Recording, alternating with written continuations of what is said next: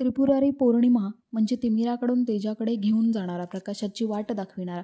तर यावर्षी त्रिपुरारी पौर्णिमा किंवा कार्तिक पौर्णिमा ही 15 नोव्हेंबर वार शुक्रवार या दिवशी साजरी केली जाणार आहे.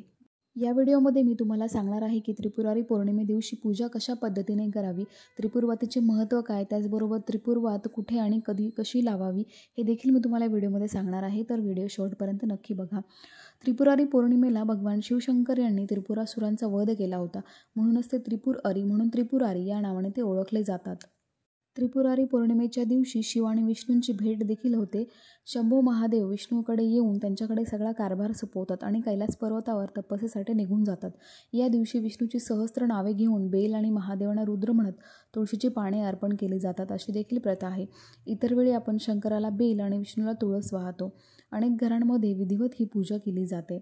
कार्तिक म्हणा किंवा त्रिपुरारी पौर्णिमा म्हणा, या दिवशी घरात, मंदिरात दिवा लावला जातो. दिवा लावणे म्हणजे अंधारातून प्रकाशाकडे जाणे. त्रिपुरारी पौर्णिमेला जो दिवा लावतात त्याला खास वात तयार केली जाते. काही जण 105 वातींचा दिवा लावतात, तर काही जण 700 वातींचा दिवा लावतात. एवढी मोठी वात लावण्यामागे कारण त्रिपुरासुरांच्या वाईट वृत्तीचे दहन व्हावे असे आहे. कापसाचे सूत काढून ती वात केली जाते, त्याची एक खास पद्धत आहे.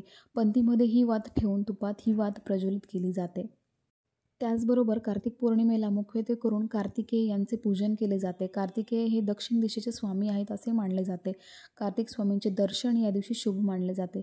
या दिवशी दीपदान केले जाते. आपल्यामुळे दुसऱ्यांच्या आयुष्यातील अंधार दूर व्हावा असा यामागचा उद्देश असतो. त्याचबरोबर तुळशी विवाहाची सांगता देखील त्रिपुरारी पौर्णिमेला होते. त्रिपुरारी पौर्णिमेला सकाळी लवकर उठून पवित्र नदीत स्नान करावे. नदीमध्ये स्नान करणे शक्य नसल्यास आपल्या अंघोळीच्या पाण्यामध्ये आपण गंगाजल टाकून स्नान करू शकतो. कार्तिक पौर्णिमेच्या दिवशी भगवान विष्णू आणि देवी लक्ष्मीची पूजा करावी. कार्तिक पौर्णिमेच्या दिवशी नदीत दीपदान करावे. ते जर शक्य नसेल तर मंदिरात दीपदान तुम्ही करू शकता.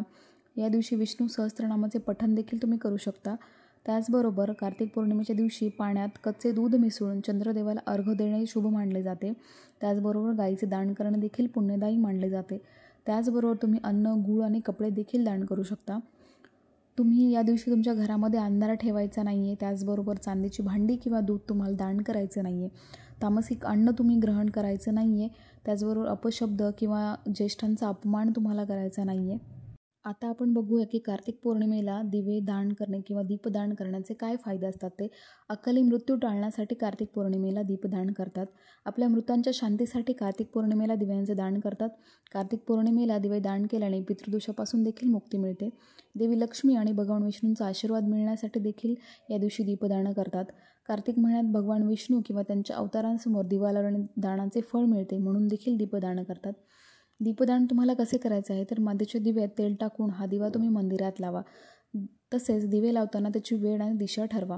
कार्तिक पौर्णिमेला पिठाचा छोटा दिवा बनवला जातो. तो दिवा पिंपळाच्या किंवा वडाच्या पानावर ठेवून तुम्ही तो नदीत तरंगवला तरी चालते. तर हा व्हिडिओ तुम्हाला आवडल्यास व्हिडिओला लाईक करा, चॅनलला सबस्क्राईब करा.